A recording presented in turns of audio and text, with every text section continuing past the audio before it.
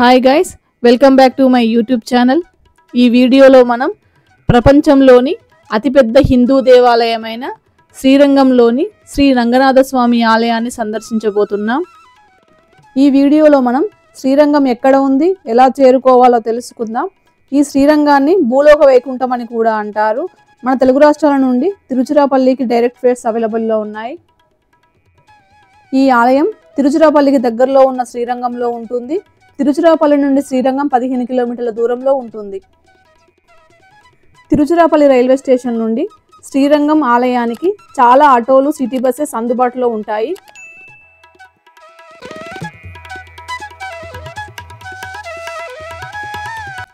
ఇక్కడ కనిపించేదే యాత్రి నివాస్. దీంట్లో మీరు స్టే చేయాలనుకుంటే ఆన్లైన్లో రూమ్స్ బుక్ చేసుకోవచ్చు. Non AC double bedroom 500 rupees, AC double bedroom 750 rupees, dormitory 10 beds 1000 rupees. దీనిని జయలలిత సీఎంగా ఉన్నప్పుడు కట్టించారట. ఇక్కడ నుండి శ్రీరంగం ఆలయం స్టార్ట్ అవుతుంది.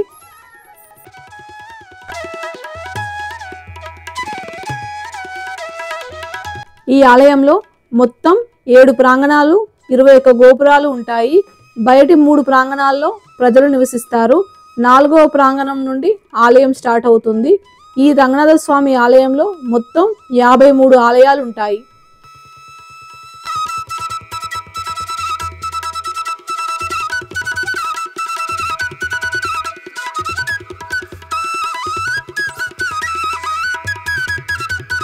శ్రీరంగ ఆలయాన్ని భూలోక వైకుంఠం, ఆలయాల ద్వీపం, తిరువరంగన్ అనే శ్రీరంగ క్షేత్రానికి గల ఇతర పేర్లు. శ్రీరంగం ఆలయం వాటికన్ సిటీ కన్నా పెద్దది.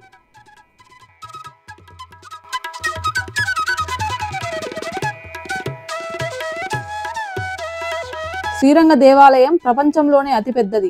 అందరూ కంబోడియాలోని అంకర్వాడ్ దేవాలయాన్నే అతిపెద్దది అనుకుంటారు, కానీ అక్కడ ఎలాంటి పూజలు చేయరు. కానీ ఈ ఆలయంలో నిత్యం పూజాధికారాలు జరిగే అతిపెద్ద విష్ణు దేవాలయం ఇదే అని శ్రీరంగం వెబ్సైట్లో పేర్కొనడం జరిగింది. ఇక్కడ కనిపించేదే నార్త్ గోపురం.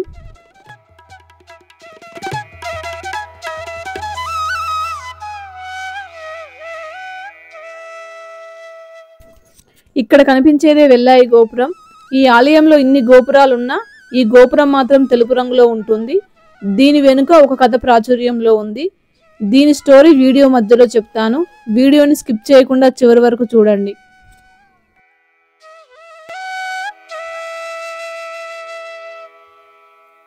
టెంపుల్ లోపలికి వెల్లాయి గోపురం నుండి వెళ్ళొచ్చు, దక్షిణ గోపురమైన రాజగోపురం నుండి కూడా వెళ్ళొచ్చు. వెల్లాయి గోపురం నుండి లోపలికి వచ్చాక ఈ వ్యూస్ కనిపిస్తాయి. ఇక్కడ మొత్తం ఇసుకతో నింపేశారు. ఇలాంటి అద్భుతమైన వ్యూస్ మరి ఏ టెంపుల్లో కనిపించవు.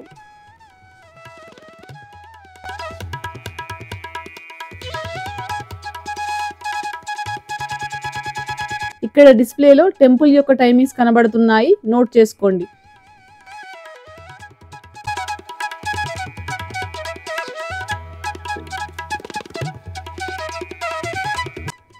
రంగనాథ స్వామి ఆలయం పెరుమాల్కి అంకితం చేయబడిన హిందూ దేవాలయం మరియు ఇది భారతదేశంలోని తమిళనాడులోని తిరుచిరాపల్లి, తిరువంగంలో ఉంది. ఈ ఆలయాన్ని తమిళ రాజులైన చోళులు నిర్మించారు. ఈ ఆలయంలోని వాస్తుశిల్పం ద్రవిడ నిర్మాణ శైలిని అనుసరిస్తుంది. ఈ ఆలయాన్ని తమిళ కవి సన్యాసులు ఆల్వార్లు అని పిలుస్తారు.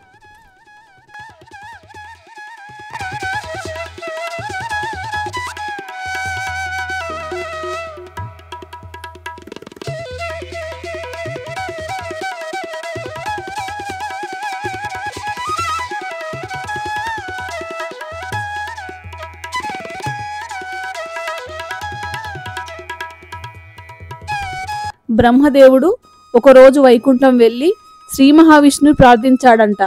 నువ్వు ఇలా పాలకడిలో పడుకొని ఉన్నావు, ఇలాంటి విగ్రహాన్ని నాకు ప్రసాదించు, నేను అర్చించుకోవడానికి, ప్రార్థించుకోవడానికి అని బ్రహ్మదేవుడు శ్రీ మహావిష్ణువుని ప్రార్థించాడట. అప్పుడు సరే అని శ్రీ మహావిష్ణువు అనుగ్రహించి అలాగే తాను పాలకడిలో ఎలాగైతే పడుకొని ఉన్నాడో అలాంటి విగ్రహాన్ని బ్రహ్మదేవునికి అనుగ్రహించాడు. అప్పుడు బ్రహ్మదేవుడు ఆ విగ్రహాన్ని తీసుకొని తాను ఉండే బ్రహ్మలోకానికి తీసుకొని వెళ్ళాడు. ఆ విగ్రహాన్ని ప్రతిరోజు ప్రార్థిస్తూ ఉంటాడు. తరువాత ఒకరోజు ఇక్ష్వాకు మహారాజు బ్రహ్మదేవుని గురించి తపస్సు చేశాడట. అప్పుడు బ్రహ్మదేవుడు ప్రత్యక్షమై ఇక్ష్వాకు మహారాజుని నీకు ఏం కోరిక కావాలి అని అడిగితే, మీరు పూజించే శ్రీ మహావిష్ణువు విగ్రహాన్ని నాకు ప్రసాదించండి అని ఇక్ష్వాకు మహారాజు బ్రహ్మదేవుణ్ణి అడిగాడట. అప్పుడు బ్రహ్మదేవుడు ఆ విష్ణువు విగ్రహాన్ని ఇక్ష్వాకు మహారాజుకు ప్రసాదించాడు. ఇక్ష్వాకు మహారాజు ఈ విగ్రహాన్ని అయోధ్యలో ఉంచుకొని పూజలు చేస్తూ ఉండేవాడు. ఇక్ష్వాకు మహారాజు మొదలుకొని శ్రీరాముని వరకు ఈ విగ్రహాన్ని పూజించారు. రావణ సంహారం తర్వాత రాముని పట్టాభిషేకం కొరకు వెళ్ళిన విభీషణుడు శ్రీరాముని వదిలి వెళ్ళలేనని పట్టుబడతాడు.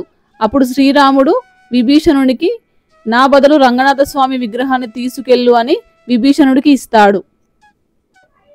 అలా తీసుకున్న విగ్రహాన్ని విభీషణుడు లంకకు తీసుకొని వెళ్తా ఉండగా ఉభయ కావేరి నదికి చేరుకోగానే సంధ్యా సమయం అవుతుంది.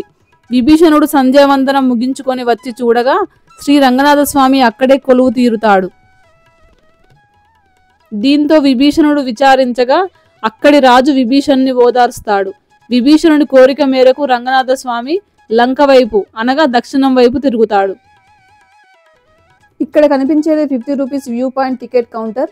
మీరు ఈ టెంపుల్కి వస్తే ఖచ్చితంగా ఈ వ్యూ పాయింట్ నుండి టెంపుల్స్ వ్యూ చూడండి, చాలా అద్భుతంగా ఉంటాయి. ఇక్కడ నుండి అన్ని గోపురాలు కనిపిస్తాయి. విమాన గోపురం తర్వాత కనిపించేవి ఉత్తర గోపురాలు. మీరు శ్రీరంగం వస్తే ఈ గోపురాల వ్యూ పాయింట్ తప్పకుండా చూడండి. ఇలా ఒకేసారి ఇన్ని గోపురాలను మనం ఏ టెంపుల్లో చూడలేం.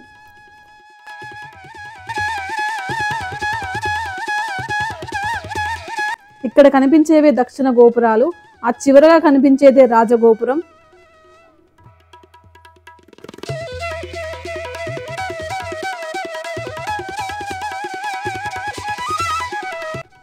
ఇటువైపు కనిపించేవి తూర్పు గోపురాలు. వెల్లయి గోపురం తూర్పు వైపు ఉంటుంది.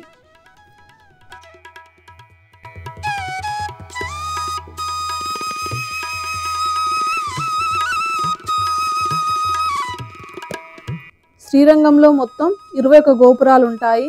అందులో ఒక గోపురం మాత్రం తెలుపు రంగులో ఉంటుంది. దీనిని వెల్లాయి గోపురం అని పిలుస్తారు. ఈ గోపురం శ్రీరంగం ఆలయం తూర్పు ద్వారం వద్ద ఉంటుంది. వెల్లాయి అనే పదానికి తెలుపు అని అర్థం. ఇది ఆలయ విగ్రహాన్ని రక్షించడానికి తన జీవితాన్ని త్యాగం చేసిన దేవదాసి పేరును కూడా సూచిస్తుంది. 1323వ సంవత్సరం ఉత్తర భారతదేశం నుండి వచ్చిన సుల్తాన్ సైన్యాలు శ్రీ రంగనాథ స్వామి ఆలయాన్ని ఆక్రమించాయి. వారు రంగనాథ స్వామి ఆలయంలోని విలువైన ఆభరణాలను దోచుకెళ్లారు. అయితే ముందు చూపు కారణంగా విలువైన రత్నాలు పొదిగిన ప్రధాన విగ్రహం దాచబడింది. సుల్తాన్ దానిని వెతకడానికి తీవ్రంగా ప్రయత్నించాడు. అప్పుడు ఆలయంలోని వైష్ణవ ఆచార్య పిల్లై లోకాచార్య ప్రధాన విగ్రహాన్ని తీసుకొని మదురైకి పారిపోయాడు. సుల్తాన్ విగ్రహం కోసం అన్వేషణ దృష్టి మరల్చడానికి వెల్లాయి అనే దేవదాసి అతనిని మరియు అతని సైనికులను అలరిస్తూ గంటల తరబడి డ్యాన్స్ చేస్తూ చివరికి ఆలయం పైకి తీసుకెళ్లి అతని ఆ గోపురం పై నుండి తోసేసింది. ఆ తరువాత ఆమె కూడా గోపురం పై నుండి దూకి చనిపోయింది. అందువల్ల వెల్లాయి త్యాగాన్ని కీర్తిస్తూ ఆ గోపురానికి ఆమె పేరు పెట్టారు. 21 గోపురాల్లో ఇది ప్రత్యేకంగా నిలుస్తుంది. ఈ ఆలయం విష్ణుదేవునికి అంకితం చేయబడింది. 108 దివ్య దేశాల్లో అగ్రగామిగా ఉండడం ప్రత్యేకం. విష్ణుమూర్తి 108 దివ్య దేశాలలో అత్యంత ముఖ్యమైనది.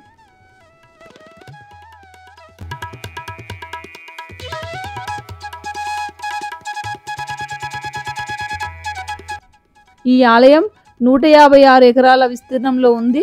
81 మందిరాలు, 21 టవర్లు, 39 మండపాలు ఉన్నాయి.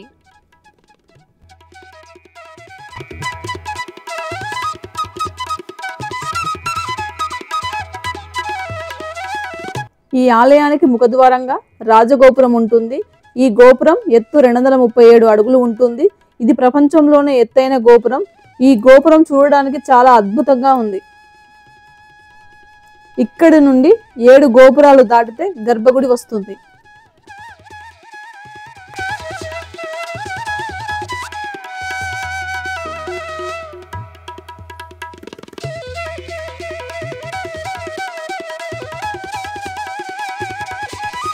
ఈ ఆలయంలో 3 రకాల దర్శనాలు ఉంటాయి. ఫ్రీ దర్శనం, 100 రూపీస్ దర్శనం, 250 రూపీస్ దర్శనాలు ఉంటాయి. వీక్ డేస్లో ఫ్రీ దర్శనానికి వెళ్ళినా ఈజీగా దర్శనం అవుతుంది. ఈ ఆలయంలో విష్ణుమూర్తి ఈ రూపంలో దర్శనమిస్తాడు. ఇండియాలోనే అతిపెద్ద విష్ణుమూర్తి విగ్రహం ఇది.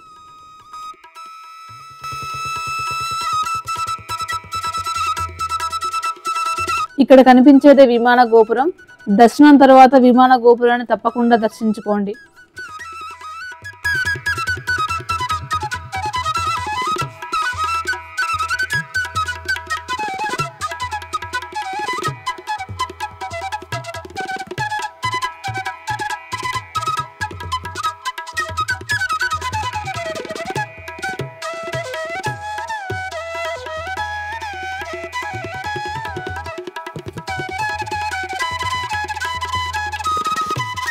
ఈ ఆలయాన్ని తమిళ రాజులైన చోళులు నిర్మించారు.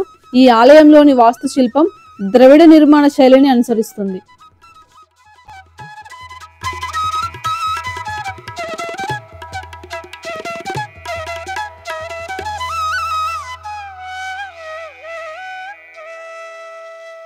లైఫ్లో ఒక్కసారైనా దర్శించుకోవాల్సిన టెంపుల్ ఇది.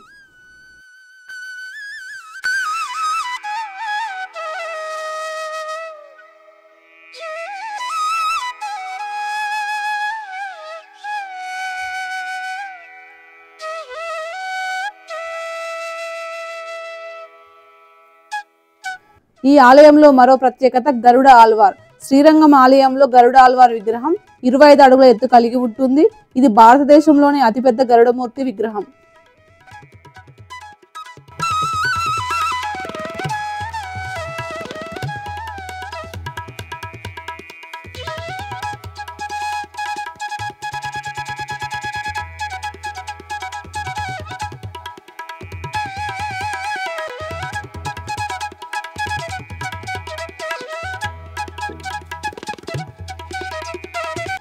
ఇక్కడ మీకు ఎదురుగా కనిపించేది అన్నదాన సత్రం. మీకు వీలైతే తప్పకుండా ఇందులో భోజనం చేయండి.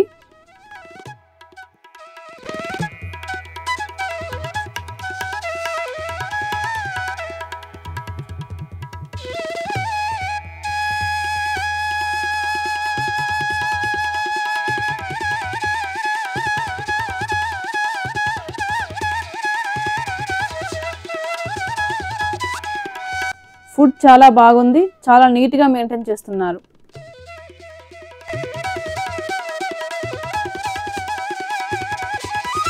ఇక్కడ ఎదురుగా కనిపించేదే శ్రీ రామానుజాచార్యుల ఆలయం. శ్రీ రామానుజాచార్యులు పరమపదించి 1000 ఏళ్లకు పైగా గడిచిన ఆయన శరీరాన్ని నేటికి ఇక్కడ భద్రపరిచి ఉంచడం విశేషం. పద్మాసనంలో యోగ భంగిమలో కూర్చొని రామానుజాచార్యులు ఇక్కడ శరీరాన్ని విడిచిపెట్టారు. ఈయన కూర్చున్న భంగిమలోనే ఇప్పటికీ ఆ శరీరం కనిపిస్తుంది. ప్రతి ఏటా 2 సార్లు ఆయన కోసం ఓ ఉత్సవం నిర్వహిస్తారు. ఆ సమయంలో కుంకుమ, కర్పూరం, పువ్వును ఒక ముద్దగా నూరి రామానుజాచార్యుల శరీరానికి పూస్తారు. అందువల్ల ఆయన శరీరం ఓ ఎర్రని వర్ణంలా కనిపిస్తుంది.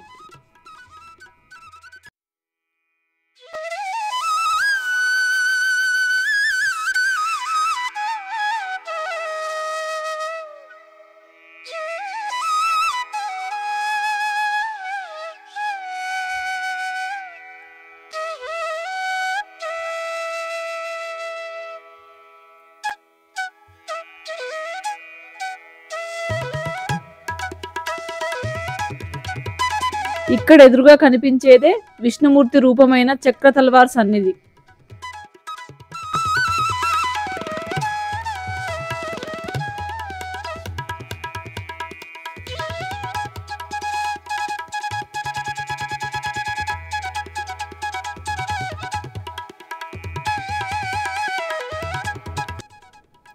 ఇంతటితో మన శ్రీరంగం ట్రిప్ అయిపోతుంది. ఈ వీడియో కనుక మీకు నచ్చినట్లయితే లైక్ చేయండి, షేర్ చేయండి, సబ్స్క్రైబ్ చేసుకోండి. Thank you.